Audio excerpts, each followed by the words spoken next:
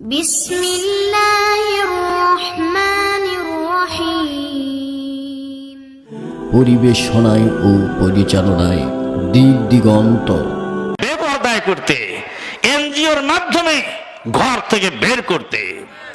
শোনেন মুমিনগণ, এনজিওদের হইল আগমন। এনজিও আছে নাকি আপনাদের এলাকায়?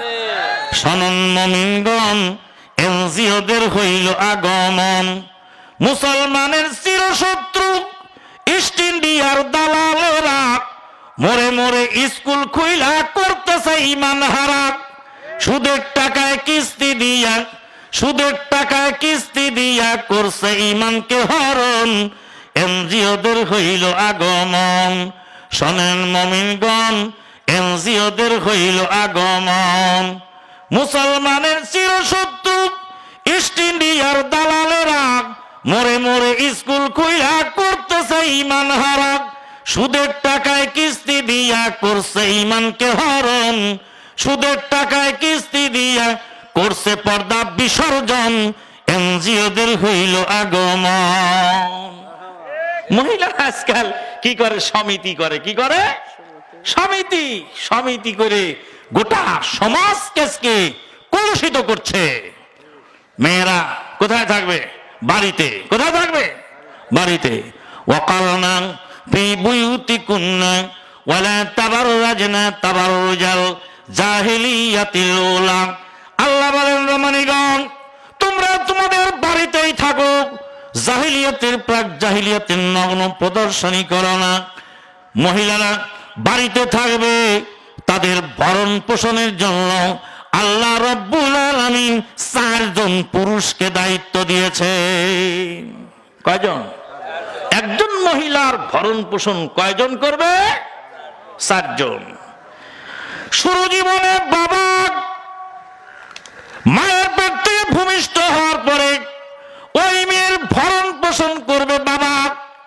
বাবা যদি মারা যায় অপারগ হয় ভাই। বিয়ে হওয়ার পরে স্বামী মারা গেলে অপারগ হলে তার সন্তান। বাবা, ভাই, স্বামী, সন্তান 4 জন পুরুষ, 1 জন মহিলার ভরণ পোষণ করবে। আল্লাহর নবী বলেন, কোন মহিলার যদি বাবা না থাকে, ভাই না থাকে, স্বামী না থাকে, সন্তান যদি না থাকে, আমি নবী রাষ্ট্রপতি হিসাবে তার ভরণ পোষণের দায়িত্ব আমি নিজে নিলাম। আনা ওয়ালিউন লিমান লা ওয়ালিয়া লাহা।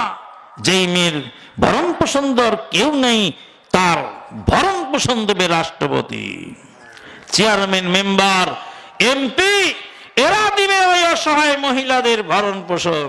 তাহলে অসহায় মহিলার ভরণ পোষণ কে দেবে? রাষ্ট্র। প্রথমে দিবে বাবা। হতভাগা সেই বাবা, যেই তার মেয়েকে ভরণ পোষণ দিতে পারে না। হতভাগা সেই ভাই, তার বোনকে সে যথাযথ মর্যাদা দিতে পারেনি। হতভাগা সেই স্বামী, যে স্বামী তার স্ত্রীর ভরণ পোষণ ঠিক মতো দিল না। আল্লাহ নবী সাল্লাল্লাহু আলাইহি ওয়াসাল্লাম বলেন, স্ত্রীর মুখে 1 লোকমা খাবার উঠায় দিলেও সেটা সাদাকার নেকি হয়ে যায়।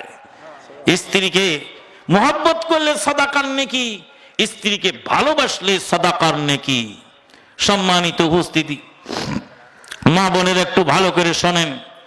একজন মহিলা যেমন হাজার হাজার যুবকের সতীত্বের জন্য, চরিত্রের জন্য হুমকি, একজন নষ্ট যুবক হাজার হাজার মেয়ের সতীত্বের জন্য হুমকি স্বরূপ।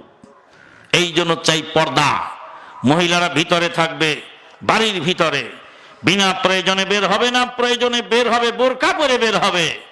মহিলাদের কণ্ঠস্বর এটাও পর্দা, তাদের পারফিউমও পর্দা, তাদের কাপড় চোপড়ও পর্দা। আল্লাহ নবী সাল্লাল্লাহু আলাইহি ওয়াসাল্লাম বলেন, কিয়ামতের আগে 2 শ্রেণীর লোক হবে। 1 শ্রেণীর লোক হবে জালেম, তাদের হাতে লাঠি থাকবে, মানুষকে বেধড়ক মারতে থাকবে। আর আরেক শ্রেণীর লোক হবে মহিলা, যারা কাপড় পরে উলঙ্গ থাকবে, তারা জান্নাতের ঘ্রাণ পাবে না।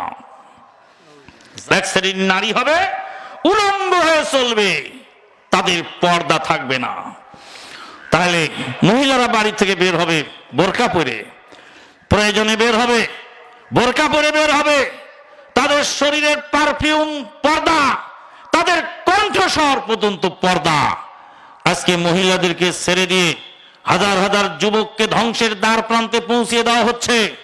অনুরূপভাবে একজন নষ্ট যুবকের খপ্পরে হাজার হাজার মেয়ের সতীত্ব নষ্ট হচ্ছে।